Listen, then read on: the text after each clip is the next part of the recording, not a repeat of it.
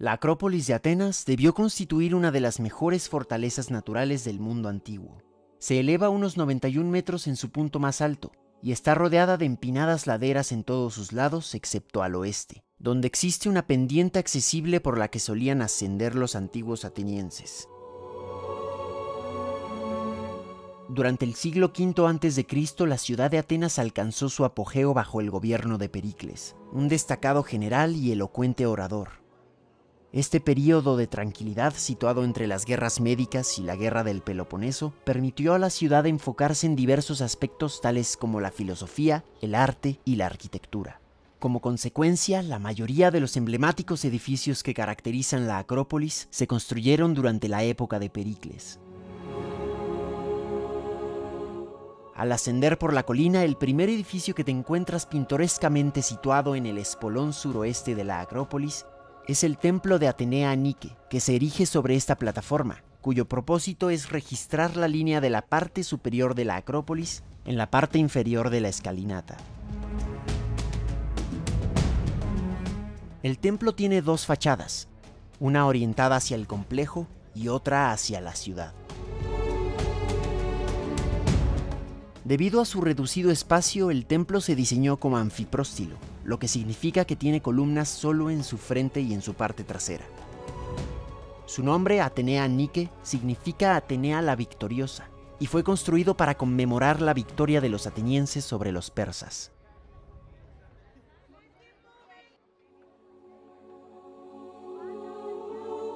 Dado que la Acrópolis era considerada un lugar sagrado, para acceder al recinto debían establecer una transición desde el mundo secular y profano al espacio sagrado, y para lograrlo, crearon este monumental edificio conocido como los Propileos. A primera vista su fachada puede parecer la de un templo dórico, pero no es un templo, sirve como una majestuosa puerta de acceso al complejo.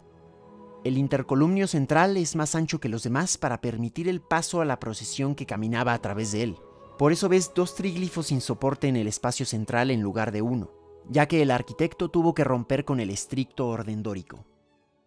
Y a medida que los propileos ascienden la colina, su escala comienza a cambiar, ajustándose a la topografía, pero también ajustándose a diferentes compromisos jerárquicos, de manera que cuando llega a la cima de la colina, todo este desorden e irregularidad de las formas se solidifica y se convierte en una sola forma mucho más ordenada, decorosa y apropiada para el significado de un complejo de templos. Por lo tanto, hay tres pares de columnas jónicas que flanquean el pasaje, porque el nivel del suelo en ascenso y la escala del espacio dictaban la preferencia por un orden más esbelto, y en el extremo opuesto, un segundo pórtico de estilo dórico terminaba la sección central.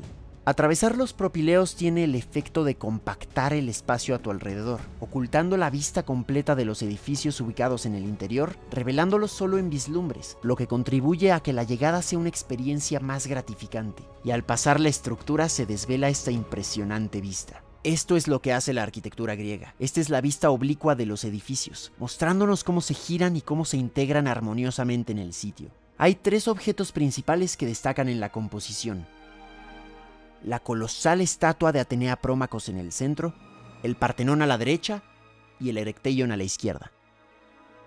La estatua de Atenea Prómacos era una enorme escultura de bronce que alcanzaba una estimada altura de 9 metros, y su ubicación permitía que la estatua fuera visible desde gran distancia, sirviendo como un símbolo de la fortaleza de la ciudad y la protección de Atenea.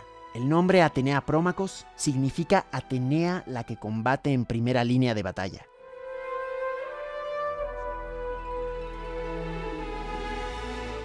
El Erecteion a la izquierda es uno de los edificios más interesantes de la Acrópolis, debido a que es muy irregular en contraste con la mayoría de los edificios griegos, que suelen destacar por su simetría y proporciones perfectamente equilibradas. Parece una colección de pequeños edificios adyacentes entre sí en lugar de constituir una única estructura cohesionada. Y esto se relaciona con su programa arquitectónico y con la mitología que envuelve al sitio. Según el mito, cuando Atenas se estaba estableciendo como ciudad, los atenienses se encontraban en la búsqueda de una deidad patrona para proteger y bendecir su ciudad. Dos poderosos dioses olímpicos, Atenea y Poseidón, expresaron su interés en asumir este papel, y para decidir cuál de ellos merecía tal distinción, se propuso un concurso. A cada dios se le encomendó presentar un regalo que demostrara su valía y beneficio para la ciudad. Poseidón, el dios del mar y los terremotos, golpeó el suelo con su poderoso tridente y un manantial surgió de la tierra. Sin embargo, el agua era salada y no satisfacía las necesidades de los habitantes. Entonces Atenea, la diosa de la sabiduría, la guerra y las artesanías, plantó un olivo que creció y prosperó rápidamente. El olivo se convirtió en un símbolo de paz, prosperidad y sabiduría. La gente encontró este regalo más valioso ya que les proporcionaba comida, aceite y madera, y por tanto la eligieron como su diosa patrona y dieron a la ciudad el nombre de Atenas en su honor. Y así la parte oriental del Erecteion, siendo la más importante y con la fachada principal, se destinó al santuario de Atenea Polias, que significa Atenea protectora de la ciudad. Y la parte occidental a los santuarios de Erecteo, el fundador y primer rey de Atenas y de quien el edificio toma su nombre, y Poseidón. Por lo tanto, programáticamente es un templo híbrido. Y hay también un pozo de agua salada dentro del templo y un agujero en el techo que representa el lugar donde Poseidón golpeó la tierra con su tridente, así como el olivo de Atenea en el lado occidental del edificio. El edificio también es híbrido en otros aspectos, como la necesidad de adaptarse a las particularidades del terreno. De un lado el edificio mira hacia la tierra elevada, mientras que del otro lado mira hacia una zona más baja, por lo que esta fachada se ve desde esta distancia, mientras que esta fachada se ve desde toda Atenas. Esta es la fachada del santuario de Poseidón que se vincula con la ciudad. Aumenta su escala para que se pueda ver desde lejos, y reduce su escala porque se ve desde una distancia corta. Pero también se reduce para enfatizar las jerarquías del sitio, ya que el Partenón es el templo principal, por lo que este pequeño pórtico se vuelve aún más pequeño para que puedas entender claramente que el Partenón es el templo más importante.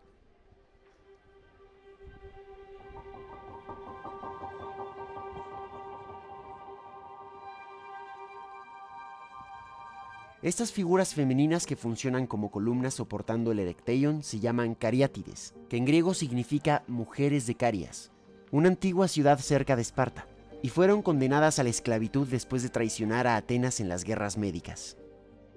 Vitruvio, un antiguo arquitecto romano, describe las columnas griegas como si fueran antropomórficas, es decir, con forma humana. El capitel es la cabeza, el fuste es el cuerpo, y la basa representa los pies. Y mira los pliegues de la túnica en la cariátide. Se asemejan mucho a las estrías en la columna, o a esta holgura de tela entre las volutas. Resultan verdaderamente espectaculares y delicadas, y es maravilloso cómo la mayor parte de esta gran pared que mira hacia el Partenón es un muro de mampostería lisa que hace destacar el pequeño pórtico de las cariátides, que a través de su escala se coloca en segundo plano frente al Partenón, pero a través de su elegante diseño mantiene su propia presencia.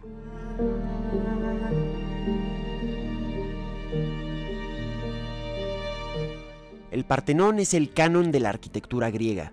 El templo sigue un diseño períptero, lo que implica que está rodeado de columnas en todas sus caras. Y esta disposición invita a contemplar el edificio desde todos sus ángulos, no solo desde el frente. Y lo mismo ocurre con todos los edificios griegos. Al ingresar a la Acrópolis ves los edificios desde una perspectiva oblicua. A diferencia de la arquitectura egipcia o romana, la arquitectura griega no se ordena de manera ortogonal con ejes y líneas paralelas. La arquitectura griega se organiza en función de puntos de vista espaciales, es decir, lugares desde los cuales se puede apreciar. Los edificios se acomodan de tal forma que se puedan ver de manera oblicua, como objetos enteramente tridimensionales que nos ayudan a ver y comprender el paisaje más allá. Aunque el Partenón es la obra maestra de la arquitectura dórica, es octástilo, lo que significa que tiene 8 columnas en las fachadas delantera y trasera. Algo inusual para un templo dórico, ya que la mayoría solía ser hexástilo, con 6 columnas. Tenía 17 columnas a cada lado. Por lo tanto, como en cualquier templo griego clásico, los lados del Partenón tienen un número impar de columnas y por ende una columna central, para que tu ojo no sepa dónde descansar la mirada y así encuentres rápidamente el frente del templo, dado que este se ve desde un ángulo. El frente tiene una línea central clara en las puertas, creando una composición armónica que dirige claramente la mirada. El edificio se encuentra sobre una plataforma de 3 escalones llamada estilóbato. Las dimensiones del escalón superior son de 69.54 metros por 30.88 metros, dándonos una relación de 4:9, lo que significa que puedes colocar perfectamente 36 cuadrados en el espacio del Partenón. Cada uno de los escalones mide medio metro de altura, y como eran demasiado empinados para subir con comodidad, se añadieron escalones intermedios en el centro de los extremos este y oeste. También el Partenón es tan importante porque no había ningún edificio en la antigüedad, ningún edificio griego que tuviera este nivel de decoración, este nivel de pintura y escultura como el Partenón.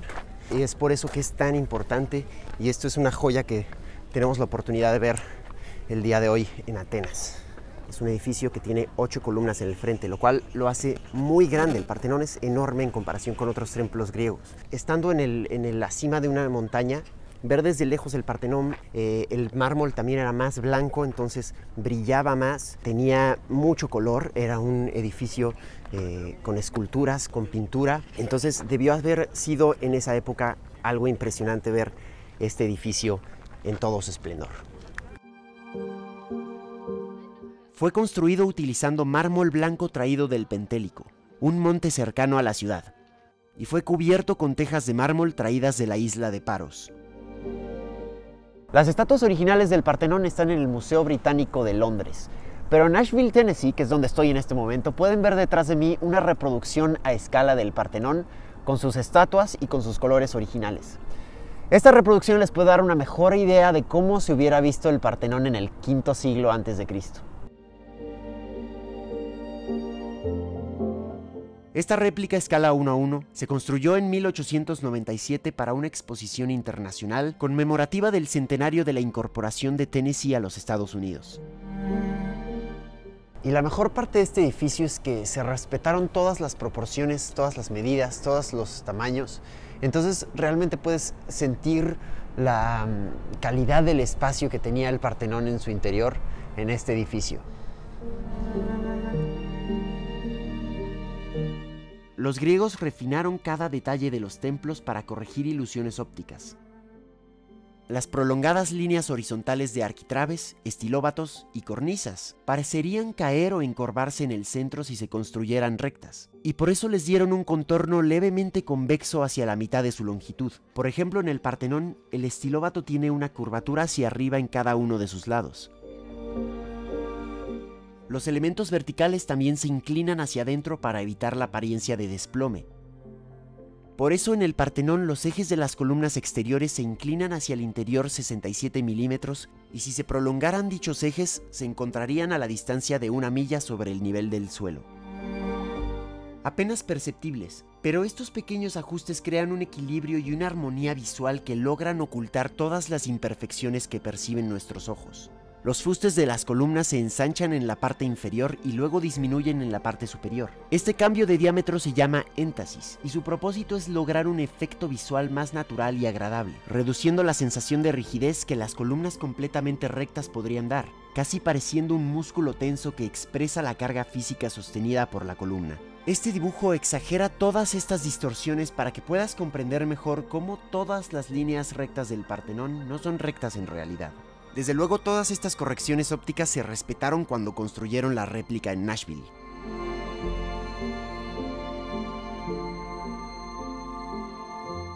Como mencioné, los ingleses se llevaron la mayoría de las esculturas originales del Partenón, y ahora solo es posible apreciar el aspecto original del Partenón si vas a Nashville. El frontón oriental, que es el que está sobre la entrada principal, representa el nacimiento de Atenea, quien surgió de la cabeza de su padre Zeus como una guerrera completamente formada y adulta. Hay una estatua de Nike, la diosa de la victoria, volando para colocar la corona de laurel en el casco de Atenea, conmemorando así la reciente derrota de los persas por parte de Grecia y haciendo del Partenón una ofrenda de agradecimiento a su diosa patrona. Y el frontón occidental es una presentación del concurso entre Atenea y Poseidón para determinar quién sería el patrón de Atenas. Ambos frontones tienen estatuas exentas con gran plasticidad. Incluso puedes ver cómo algunas de ellas parecen sobresalir del marco triangular, creando una sensación de profundidad tridimensional.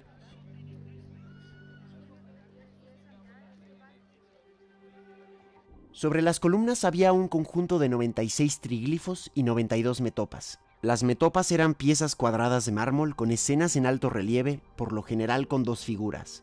Había un tema diferente en cada lado del edificio, cada uno representando a los griegos peleando contra una civilización distinta. Las metopas en el lado oriental representan luchas entre dioses y gigantes. En el lado occidental entre griegos y amazonas. En el meridional entre centauros y lapitas. Y en el septentrional escenas de la guerra de Troya.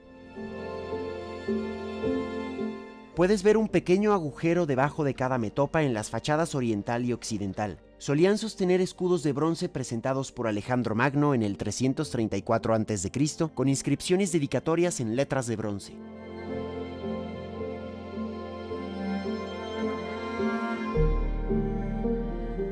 Hay otro friso en el Partenón. Esta es una banda continua esculpida en bajorrelieve que solía rodear todas las paredes internas de la columnata. Muestra la procesión panatenaica, un gran evento que se celebraba cada 4 años en Atenas en honor a la diosa Atenea. Esta procesión incluía a ciudadanos atenienses, dignitarios, músicos y sacerdotes que portaban diversas ofrendas y artefactos para presentar en el Partenón.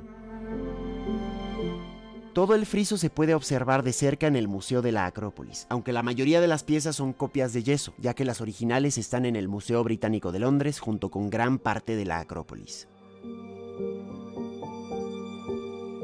En el lado oriental, la fachada del edificio tenía un pórtico conocido como pronaos, con una enorme puerta de bronce que conducía al interior llamado el naos.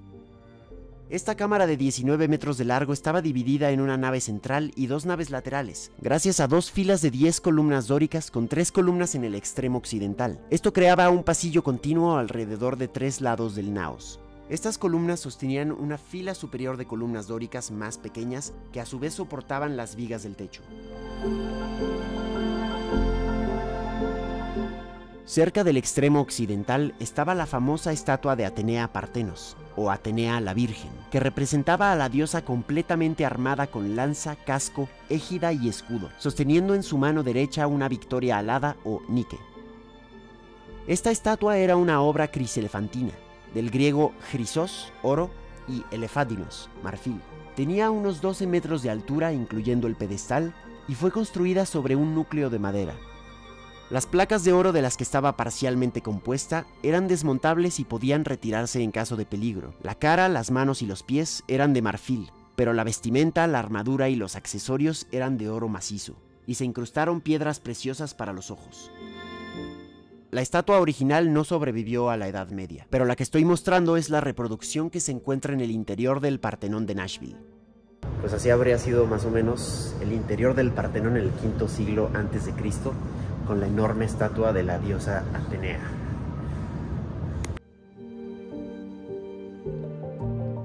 La cámara más pequeña en el lado opuesto es el Partenón, de donde el templo entero tomó su nombre. La palabra Partenón significa la cámara de la Virgen y se utilizaba como tesoro hierático. Debido a sus dimensiones más pequeñas y considerable altura, el uso de columnas dóricas habría requerido proporciones exageradas, ocupando una cantidad significativa del espacio, por lo que en su lugar se apoyaba en 4 columnas jónicas. Esta cámara se accedía desde el opistódomo, el pórtico en la parte trasera del edificio. A estas cámaras las encerraban muros de 1.21 metros de grueso, y en el exterior rodeando el edificio había un peristilo de 2.74 metros de ancho en los lados y 3.25 metros en los frentes. El pronaos y el opistódomo tenían 6 columnas en la parte frontal, formando un pórtico en un estilóbato superior de 2 escalones. Ambos se usaban como tesorerías, y para asegurarlas montaron entre las columnas rejas metálicas que llegaban hasta el techo. El Partenón es sin duda uno de los mejores ejemplos de la aplicación de la proporción áurea en la arquitectura. Los arquitectos debieron tener un gran conocimiento de la geometría para poder lograr este edificio. Basta con observar cuántas líneas de proyección necesito para dibujar la fachada. Cada parte tiene una relación geométrica con las demás y puedes encontrar rectángulos áureos por todas partes. Sin embargo, los arquitectos griegos no dibujaban planos arquitectónicos detallados como este. Más bien utilizaban herramientas simples como cuerdas, varas de medición y plomadas para establecer las dimensiones, alineaciones y relaciones geométricas del edificio. Y hacían todo esto directamente en el sitio. Conocemos los nombres de los arquitectos de la Acrópolis. El templo de Atenea Nike fue construido por Calícrates. Los Propileos y el Erecteion fueron obra de Nesicles. Y el Partenón fue edificado por Ictinos y Calícrates. La construcción de todo el complejo de la Acrópolis fue coordinada y supervisada por el gran escultor Fidias, quien también se encargó de los detalles escultóricos del Partenón, incluidos los frisos y frontones, así como la gran estatua de culto de Atenea Partenos. Y aunque los arquitectos oficiales del Partenón fueron Ictinos y Calícrates, Fidias fue el responsable de la apariencia final del Partenón, de sus proporciones, de sus dimensiones. Su estatua de Atenea se hizo para el templo y el templo se hizo para la estatua, ya que el tamaño del interior está perfectamente proporcionado para albergar esta escultura de 12 metros de altura. Fidias hizo el Partenón.